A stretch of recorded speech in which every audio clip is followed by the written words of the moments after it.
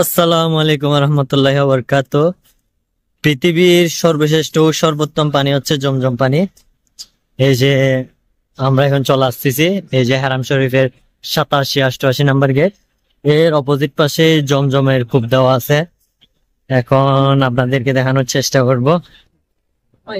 এই যে এখানে মক্কা টাওয়ার, এর পাশে হচ্ছে কলক টাওয়ারের সামনে সামনে অপোজিটে হচ্ছে জমজম পানির কূপগুলো।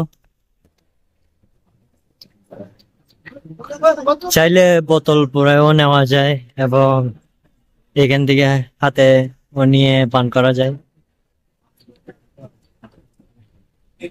জমজমের পানি হচ্ছে দাঁড়িয়ে পান করার সুন্নত, আর তিন ডুব ভাবে পান করার সুন্নত। এই যে